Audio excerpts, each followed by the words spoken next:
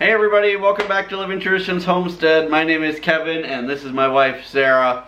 And today we're coming to you from inside because it's getting cold out and we love being in front of the fire during the winter time. So today we wanted to kind of wrap up garden season for you and share with you some of the secrets that we think made this year's garden the best garden that we've ever grown on our homestead. There are several things that contributed to the most amazing garden season of our entire lives this past summer. And we're going to talk about them, but not in necessarily any specific order. But we're thinking that if we talk with you about them, then maybe you guys have an opportunity to implement them on your homestead and have also a superior gardening season coming up. So the very first thing that we want to talk with you guys about is our greenhouse. We spent a lot of time last winter building a greenhouse, and we were able to start a ton of our seeds and have a lot of really nice, healthy, mature seedlings and transplants to put into the garden. And I think having those healthy plants to put in straight into the garden really helped tremendously. So for this being our very first year with our greenhouse, our very first year growing in a greenhouse versus just starting seeds in the house and using grow lights for the entire time until they go out to the garden, we are so pleased and so excited with how well everything is doing. Yeah, the kit that we bought for the greenhouse from growersolution.com was just, it was awesome to put up. Honestly, it's turned into just kind of our multi-purpose building on the homestead. We use the greenhouse for everything. If you saw our recent video on, butchering the pigs, we're doing it inside the greenhouse. So the greenhouse definitely was one reason why our garden was such a big success this year. The second thing I think that really made our garden a huge success this year, you guys have probably guessed if you've been watching us, was using the landscape fabric instead of doing the Back to Eden style gardening.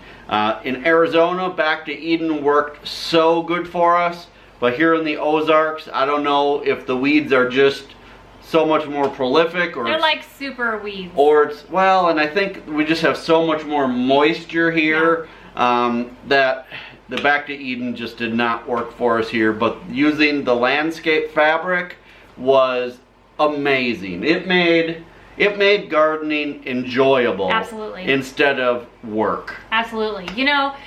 We were a little bit skeptical about whether it would really suppress all of the weeds. We were skeptical about how much heat it would trap in the ground because it's black. We were skeptical about whether or not it would really let the water, the rain through to adequately water everything. And you guys, it was amazing. And while I'm over here, take a look at how fabulous this weed fabric is doing. Can you even believe it? We've had very minimal weeds to pick. It really, where there's a plant, you pick a couple weeds, but inside the rows and everything, we've had virtually no weeds. I've never had so much fun gardening. I didn't have to worry about the weeds.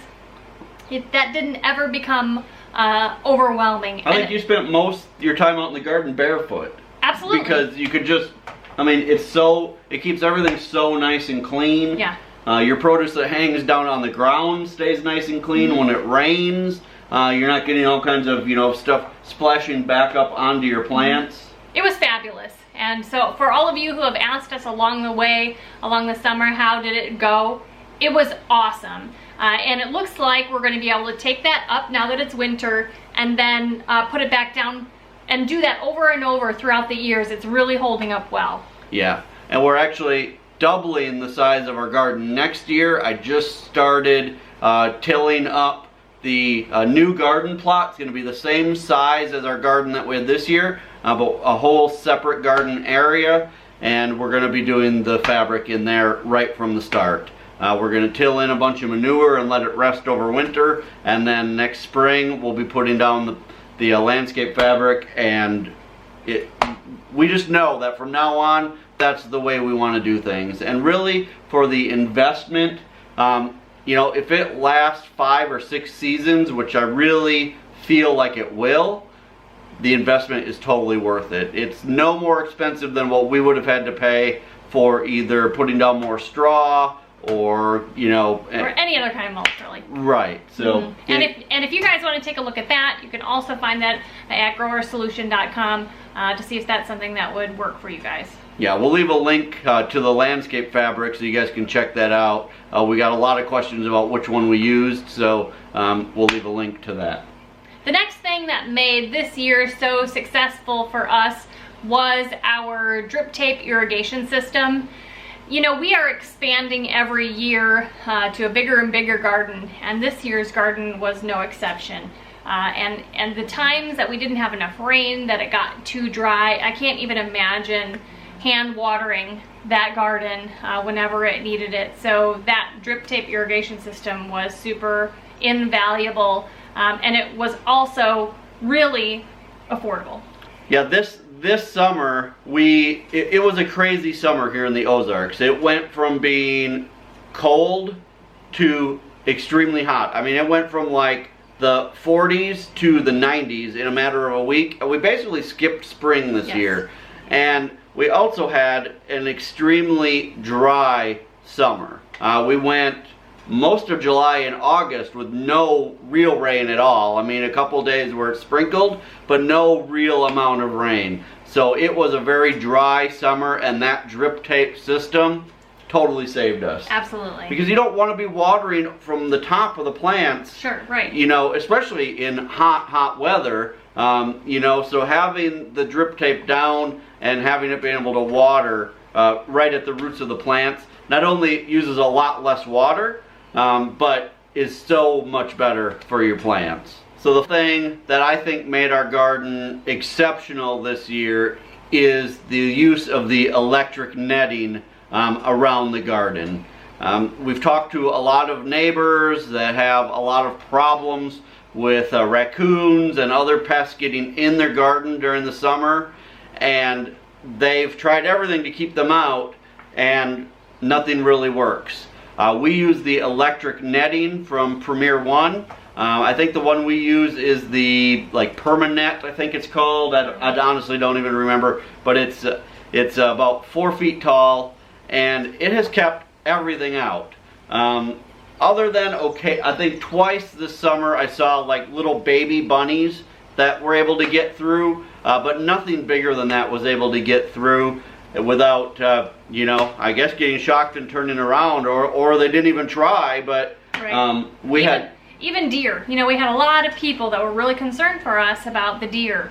And, you know, we didn't have any deer in the garden whatsoever. I'm not sure if, you know, they had come up and touched the netting and then decided this isn't worth it. But we didn't have any of them even try to jump over. So I really do think that the fencing made a huge difference. It just kept all of those animals out and kept all of our produce safe. Another thing that I think really made a difference for us. Do we want to give away this secret? Are you sure? Do we want to tell them? I think this is like the real secret.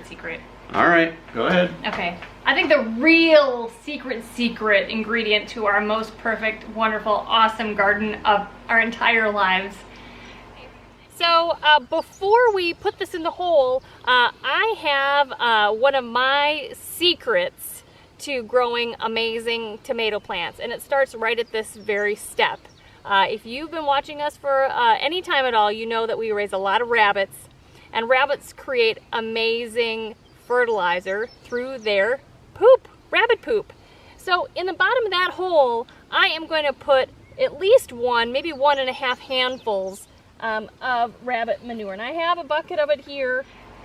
Is rabbit manure. Okay, I put rabbit manure down inside each hole of a plant that I planted and down the line of each one of the rows.